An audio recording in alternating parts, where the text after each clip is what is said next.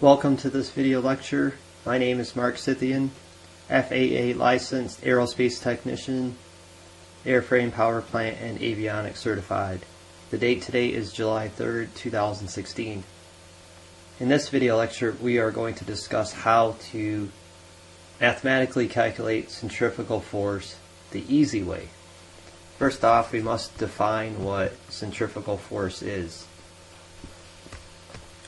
Anytime a rotating object is in circular motion, in regards to its plane of rotation center, there will be an outward force from its center outward. Of course, there will be a counter force to keep the rotating object in a static equilibrium called centripetal force. But in the real world, one might be interested in the outward force that is exerted on a rotating object on a circular path, such as a propeller on an airplane, or a maintenance repair facility may have certain technical specs for which the material at the blade root must hold up against to allow the blade to rotate safely. The centrifugal force is a very enormous amount of force outward exerted on a rotating propeller.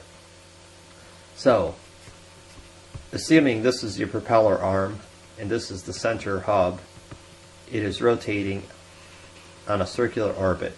So there's a certain force exerted outward that must be overcome at the root of the blade so that the blade does not separate and have a catastrophic failure. So if you have to quickly make a centrifugal force calculation, here's the easy way to do it and get the same results you would with the centrifugal force calculator.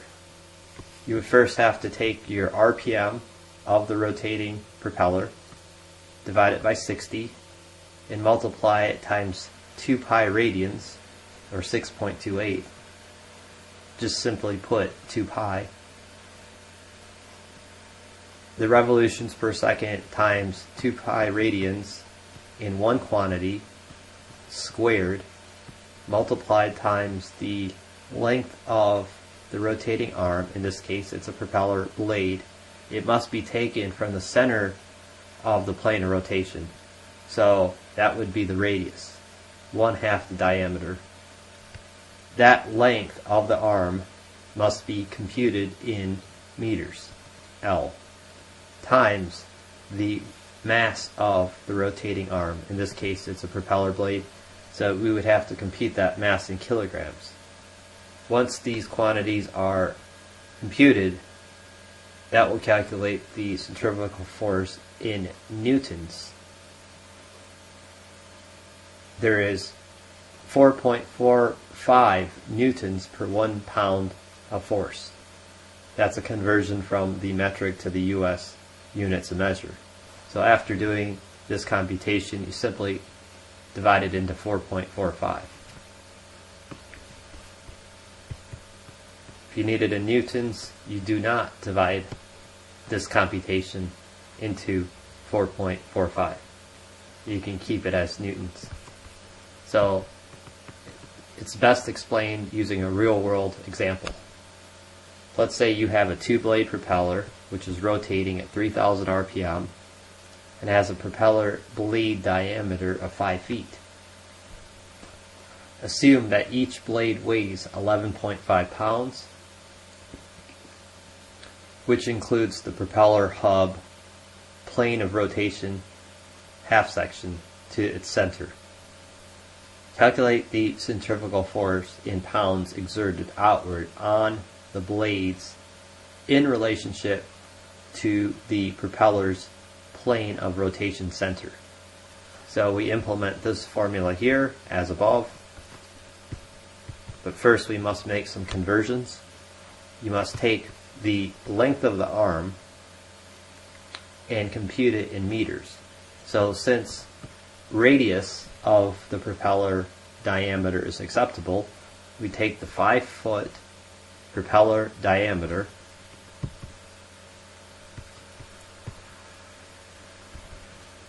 confirming that is the correct propeller diameter, and simply divide it by 2. So we have a radius of 2.5 feet. Then we must convert the feet to meters, so we take 2.5 feet and divide it by 3.28, the number of feet to 1 meter. So the radius would be 0.762 meters. Next, each blade arm weighs 11.5 pounds. The pounds force in weight must be converted to kilograms mass. There's 2.2 pounds of force, which equals 1 kilogram of mass. So we simply just take 11.5 pounds and divide it by 2.2, and that would translate to 5.22 kilograms mass per propeller blade. So now we're ready to make the computation. You simply take the RPM, divide it by 60 in one parenthesis, times 2 pi radians in another parenthesis, and then these two quantities put in their own quantity parenthesis.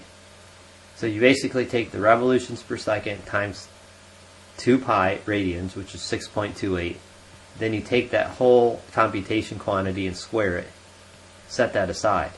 Now, next, you just simply multiply the kilograms mass of each blade times the meters length of the radius of the rotating disc. In this case, it's a propeller. You simply take the radius in terms of meters length, so 5.22, and you multiply these two quantities out and set that aside. When you're done, you take both quantities and you multiply them together, and then you divide that quantity into 4.45, and it translates to 88,219.6 pounds of centrifugal force exerted outward on each propeller blade when this particular propeller is rotating at 3,000 revolutions per minute. If you need it in newtons, you simply do not divide this computation into 4.45, and that translates into 392,577.3 newtons force exerted on each propeller blade on this particular propeller. So now you can imagine the type of quality control and testing required to certify propellers on aircraft. And another big one is the blade containment system on turbofans. They have to be made out of a duct which can contain the blades in case they separate from their hub during flight. The typical centrifugal force on each blade of a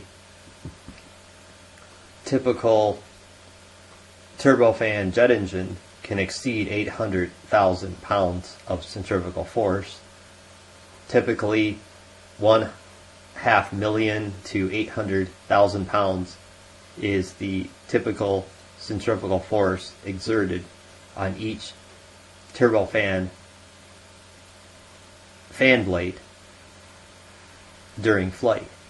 So if a duct was not made out of the correct materials and Young's modulus to the Kevlar fiber in the duct, and it did not contain the energy of a blade separation, that blade would shoot right through that duct into the aircraft and literally cut that plane and everybody inside of it into pieces. So many times the safety factor is many times higher than the centrifugal force at the root and the hub of propellers and fans. So you don't see too many incidences, if any, regarding blade separation catastrophes in flight, especially with ducted propellers like the turbofan, due to the knowledge of centrifugal force and coming up with materials to hold up against blade separation failures. Thank you for watching this video and have a great day.